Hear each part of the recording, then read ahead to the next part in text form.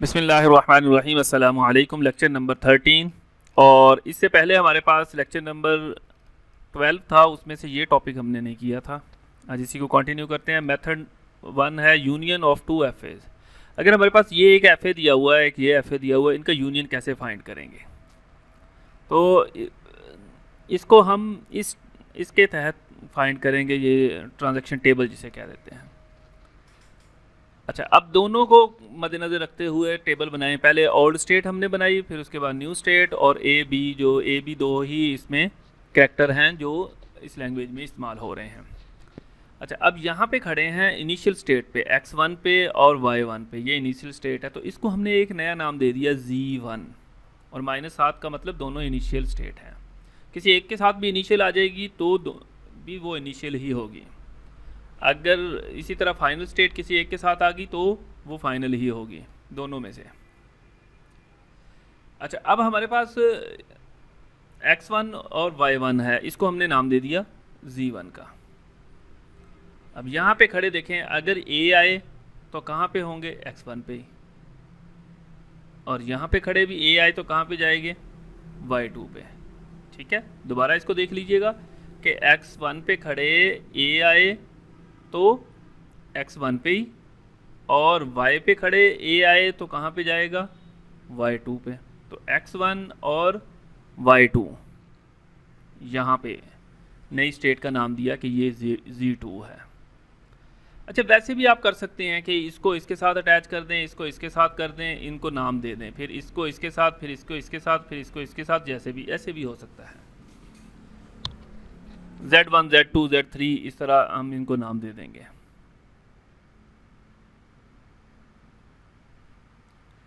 अच्छा, अब हमारे पास यहाँ पे खड़े हैं आप x1 पे, और b आया है तो वो x2 पे जाएगा।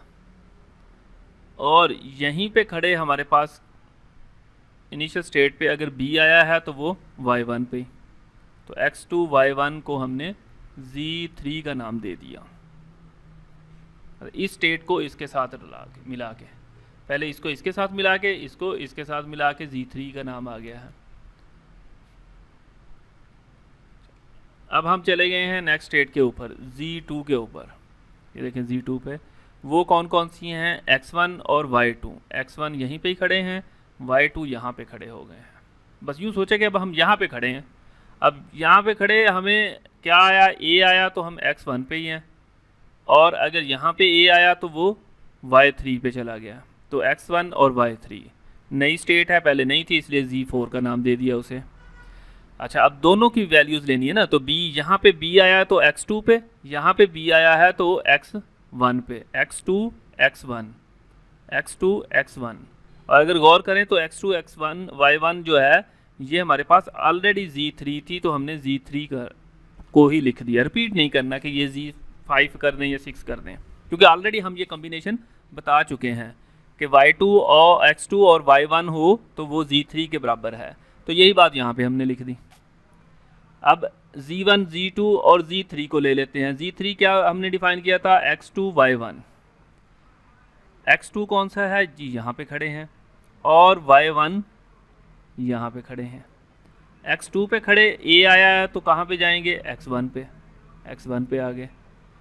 और यहाँ पे खड़े a आया है तो y2 पे। x1 y2, x1 y2 पहले ही है, x1 y2 z के नाम से, तो इसको z के इक्वल कर दिया।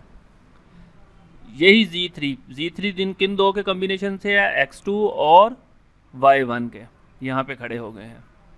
अब b आया है तो ये y1 के ऊपर ही है, यहाँ b आया है तो x2 के ऊपर ही है। ये b आया है हमारे पास, सॉरी यहाँ पे b आया है तो वो x2 के ऊपर, यहाँ पे b आया है तो वो x1 के ऊपर, तो ये z3 पे ही है। अब z4 आ गया हमारे पास, ये वाला जो हमने यहाँ से निकाला था। z4 क्या है? x1 y3। अब x1 y3 पे खड़े हैं, x1 y3 पे। यहाँ पे a आए तो x1 पे ऊपर, यहाँ पे a आए तो y3 के ऊपर। x1 y3 उसी के ऊपर ही है, तो ये z4 ही आ जाएगा। अच्छा, यहाँ पे खड़े हैं हमारे पास, b आ गया तो x2, और यहाँ पे खड़े b आ गया है तो y3। अब ये नई स्टेट है तो इसलिए हमने इसको 5 का नाम दे दिया। अगर आप गौर करें तो आप इसको ऐसे भी कर सकते हैं, ये देखें हमारे पास x1 y1, ठीक है, x1 y2 z3 आ गया। अच्छा, x1 y3 को z3 भी कह सकते हैं, ज़रूरी नहीं है, ये तो हमने अपने उसके लिहाज से दिए हुए हैं नंबर। फिर इसको y2 x1 के लिहाज से z4 दे लें, x2 y2 को और दे लें, और x2 y3 को एक डिफरेंट नाम दे दिया।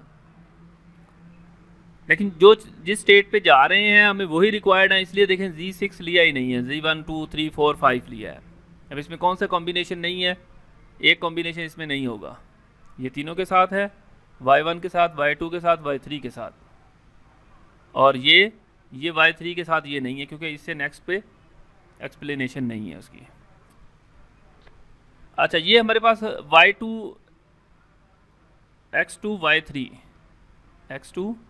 y3 है हमारे पास, z5 इसके ऊपर खड़े हैं तो ये b के ऊपर ही लेके आ रहा है। अगर a है तो x1 के ऊपर जा रहा है, इसके ऊपर a है तो y3 के ऊपर ही है, तो ये x1 y3 हमारे पास z4 है, इसी तरह ये z5 आ जाएगा।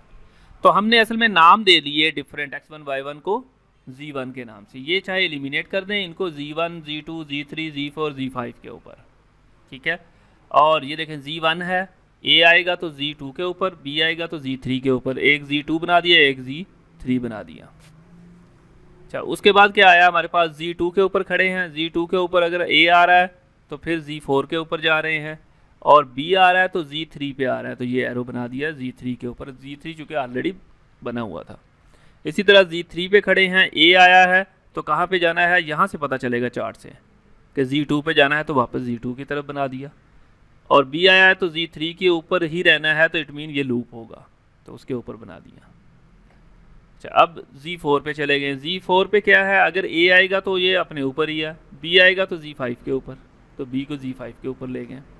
z5 क्या है, अगर b आया तो अपने ऊपर, a आया है तो वापस z4 के ऊपर।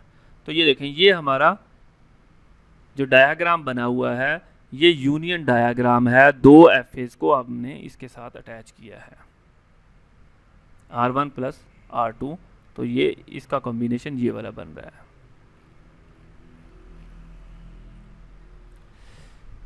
नेक्स्ट चैप्टर में भी इसी तरह हमारे पास वही एग्जांपल नेक्स्ट एक और दी गई है, इसको देख लें अच्छे से कि अगर R1 R2 करें तो क्या होगा हमारे पास, R1 प्लस R2, ये वाली वैल्यूज़ उसके अंदर प्लस हो जाएगी।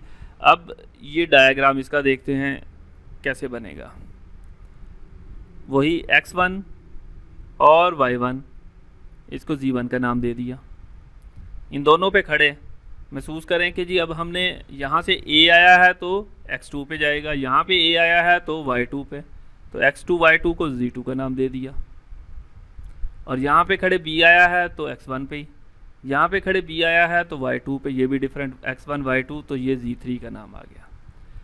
अब एक स्टेप आगे चले गए, z2 पे खड़े हैं हम, ठीक है। अच्छा, ये इसके साथ माइनस है, इसके साथ देखें z2 के साथ प्लस है, z2 के साथ प्लस क्यों है, क्योंकि z2 x2 और y2 से मिलके बन रहा है, x2 पे भी प्लस है, y2 पे भी प्लस है, किसी एक पे भी प्लस होता तो उस हाथ में प्लस लिख दिया जाता है, जैसे x1 और y2 3 के ऊपर जो है वो भी, तो यहाँ पे प्लस माइनस लिखेंगे, इस साइड पे लिखने की ज़रूरत नहीं है जी। z2 पे हम जब खड़े हैं तो z2 किन दो के कॉम्बिनेशन से है, x2 और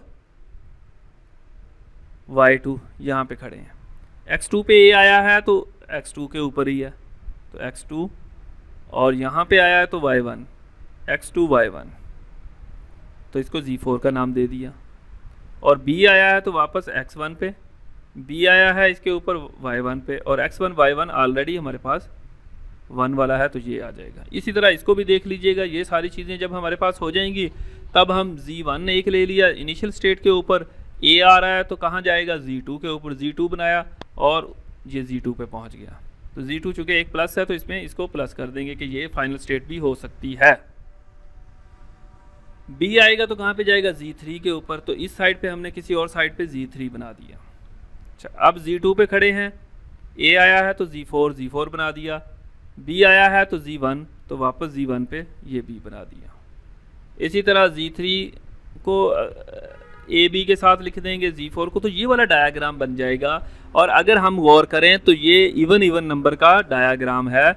ये दो डायग्राम को कनकैटिनेट किया, या इसको कह सकते हैं कि हमने यूनियन किया, तो ये वाला हमारे पास डायग्राम इवन का नंबर का बन गया हमारे पास।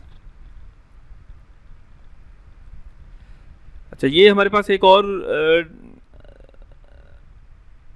डायग्राम दिया हुआ है, इसको भी हम उसी हवाले से अगर सॉल्व करेंगे तो आपके पास ये वाली वैल्यूज़ बन जाएंगी, R1 प्लस R2। अच्छा, नेक्स्ट हमारे पास है, सॉरी पहले यूनियन था, अब कॉन्कैटिनेशन है। कॉन्कैटिनेशन क्या होता है कि हमने अटैच करना है,